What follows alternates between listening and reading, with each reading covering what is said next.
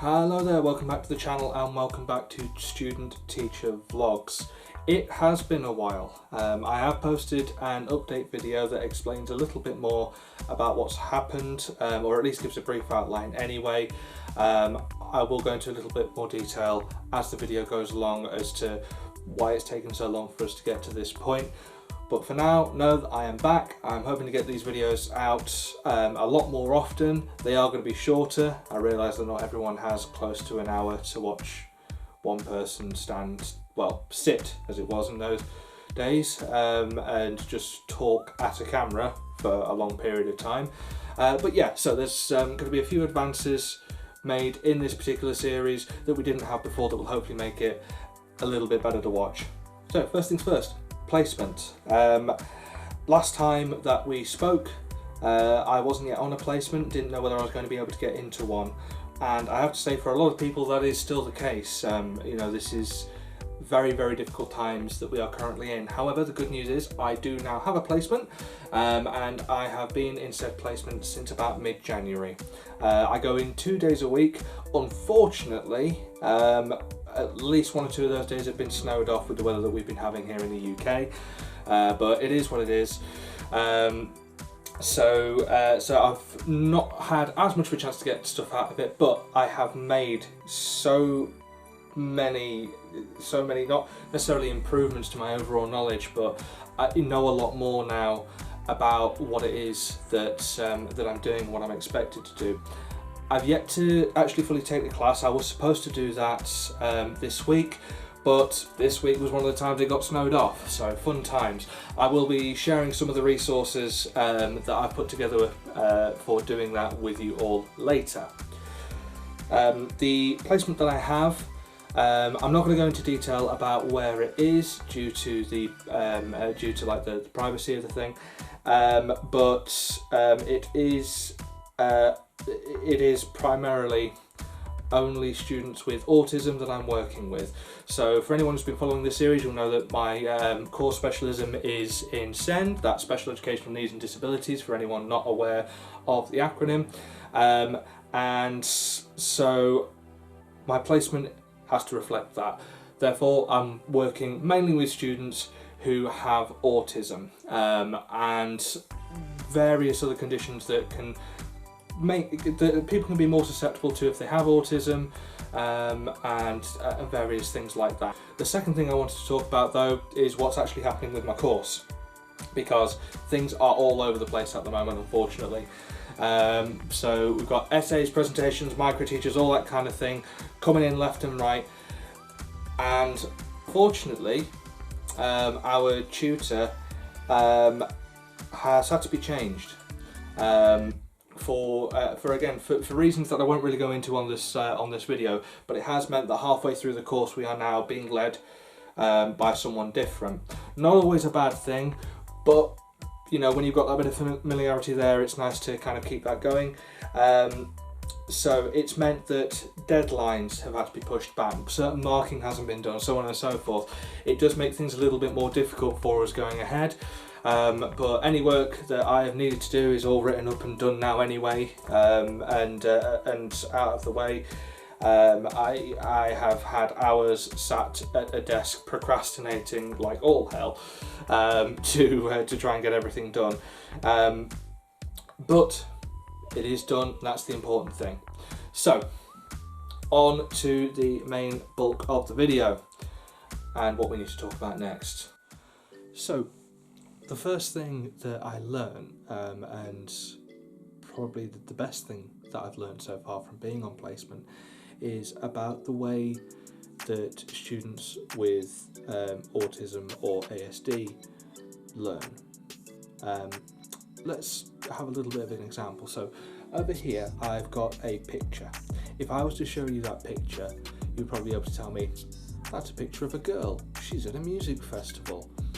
And then in your mind you'd be able to say, okay, so if it's a music festival, there'll be music, there'll be dancing, there'll probably be food carts, she's probably staying in a tent, it's probably muddy, it'll be somewhere in the south of England as it generally tends to be, and so on and so forth. For someone with autism or ASD, if you show them that picture, they will tell you, that's a picture of a girl. and that would be it. So whereas we would go from point A to point B, and then would maybe go to point C, go to point D, and so on and so forth, for a student with autism, they will stop at point B unless we give them the tools to move from point B to point C to point D, and so on and so forth. So that was a big thing for me in understanding what kind of need and what kind of support that I could potentially give to someone in my classroom who has ASD, and I suppose also to anyone who's struggling in any kind of way, putting two and two together. When we look at different theories, such as the theory of constructivism, that is built on the basis of you being able to build on knowledge that you already have.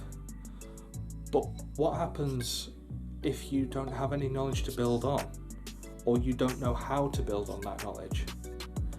And that's the challenge with doing this kind of teaching. Let's go back to the whiteboard. So what we've just covered there is the main thing that I've learned about the way that people with autism potentially learn, about like how they fill in the gaps and how in some cases they don't fill in the gaps. What I'd like to do now is to run through a few of the other things that I've learned so far. I wouldn't say that I was necessarily ignorant to a lot of the different variations of autism and the different things that it can cause, the different behaviours, so on and so forth. But I've had a few more literal examples now, so I have a better overall idea of the kind of thing that I could potentially be dealing with. So the first example is of the way that people with autism can sometimes take things very literally. So you have to be very clear in your meaning of what you're asking someone to do. The English language is a very difficult one to get around with that. We have so many words that sound the same but are spelled differently and thus have completely different meanings, that if you are not 100% clear with what it is that you want, you might not always get the results that you're thinking of. So if we take an example from the classroom that I was in, we were doing greetings cards, and we had asked the learners to write the cards to their parents. For one learner, that was to their mother. So we asked them to write to mum. So we would expect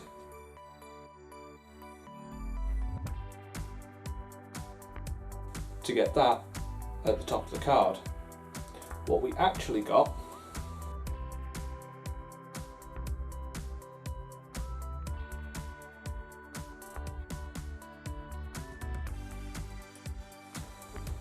was that. Because we had asked for to mum, they had taken that as meaning I will write mum twice. This is something that has stuck out for me because I'd never really considered like taking things literally to that degree, if I'm being 100% honest, and what kind of effect that could have on the students doing the work. So that's the first thing. So the next thing that I came across in the classroom, and is a new experience that I hadn't had before, was dealing with students who are non-verbal or who have elective mutism. Non-verbal is fairly self-explanatory. It means that they aren't able to talk, to communicate. Elective mutism, they will normally not talk, but can sometimes talk back to you, repeating what you've said to them, or give one-word answers like yes, no. For students in that situation, you have to find a new way to be able to communicate with them, and for that we would use something called the Picture Exchange Communication System, or as it's commonly referred to, PECS. So the idea behind this is that instead of expecting the student to say point to an answer or just not be able to communicate at all. They are provided with a series of pictures, each meaning different things. Could be things like yes, no. It could show different animals, different vehicles, so they can provide answers that way. If they needed the toilet, they would have one that they could pick up for that as well. And what that does is to make things easier, not only for the teacher to engage with them, but also for them to engage with the teacher and to a certain extent the other people in the classroom. It's also a very useful tool for all ASD learners because they're often very visual learners. So being able to have those pictures there to break down exactly what it is that they actually mean breaks that communication barrier. So the last of the behaviours that I observed that I would like to particularly talk about is for when students just completely switch off. So in the environment that I'm working in, there can be a lot of extraneous factors that will affect the student's ability to engage and their attention spans, things like sleep deprivation, for instance. It's quite common for students with autism, and indeed people with autism, to find it difficult to sleep. So if they're tired, that's going to affect things as well. Any other of the health conditions that they may have are going to affect things too. And sometimes it just gets to be a little bit too much. If there is too much going on, if the session has gone on for too long, that's it. They're out and they're not going to be able to engage any further than that. The natural instinct as a teacher would be, right, well, how do I get them re-engaged? But sometimes you have to recognise when that is just not the right thing to do. If a student has switched off, no matter how much you fight them, no matter how much you push, they're not going to come back in again. And what you ultimately end up doing is giving a detrimental experience to the rest of your learners who might still be engaged. So the example of this that I wanted to bring up, I was in a class with a student who, as I was talking about earlier, is elective mute but has been talking more. And partway through the session, about 2 hours into a 3-hour session, they took out a Nintendo Switch and started playing that. Now, in a normal classroom, I would have expected a teacher to be absolutely beside themselves that a student could have done that. But the understanding is there that for that student, they had reached their limit and there wasn't an issue for them to do that. We just moved on and focused on getting everything else done. And it could be something as simple as well as allowing students to maybe have 15 to 20 minutes just to say go on YouTube to play a game or something along those lines. I can't remember who it was that said it to me, or whether it was indeed like something that I'd read. But for some autistic students, some autistic people, they often are within their own world and their own space, and to communicate with other people and to engage in other things, they have to come out of that space. They're taking time away from their safe space to try and engage with you, and you have to appreciate that when they want to go back to that safe space, that's it. You know, it would be unfair to not allow them to do that. So think of it kind of like as an exchange of time, shall we say. So those were the three other behaviours that I have observed and that have really changed my way of thinking about how to handle situations like that in the future. Okay, so as I previously mentioned, I was supposed to be delivering my first ever sessions, or at least parts of sessions, this past week, but they were snowed off, unfortunately.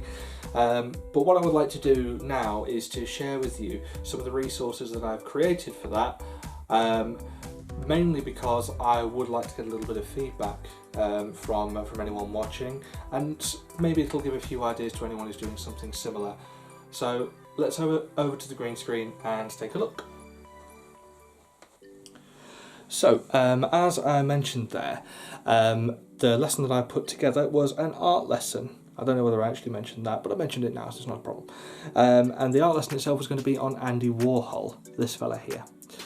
So I know next to nothing about Andy Warhol, other than the pop culture references that surround him and the fact that he created pop art. Something else that I've learned though is that you only have to really be one session ahead of what it is that you're teaching. As long as you've done the research, generally speaking, you're all right. So, as an example of some of the things that I put together for this, I have a few slides here from a presentation that I've done. So we'll put them around about here. And I also was asked to put together a timeline task. So the idea behind this task is that you present the learners with a bunch of different events in someone's life, or like if you were doing a history lesson, a bunch of historical events, so on and so forth. Present them with a timeline and then ask them to put them in order. You can achieve differentiation with this particular task by having some having pictures on and some not having pictures on. So that's something that I know I'm needing to work on, is making sure that differentiation is there. And I'll just put them up on the screen here for just a moment so you can get a look at what it is that I've been doing. So impressive. But yeah, so that's one of the key. That's one of the first lessons that I was going to be teaching. Unfortunately, not been able to do it, but you guys can get a little look at what it is that I've done here.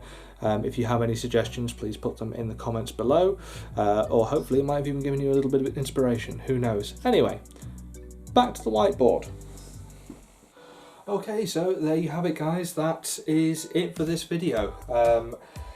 As I say, I may split this into a series of parts, and that's probably how these videos are going to work going forward, because otherwise they're just going to end up being too long. I have I've made that mistake in the past, and I intend to learn from it.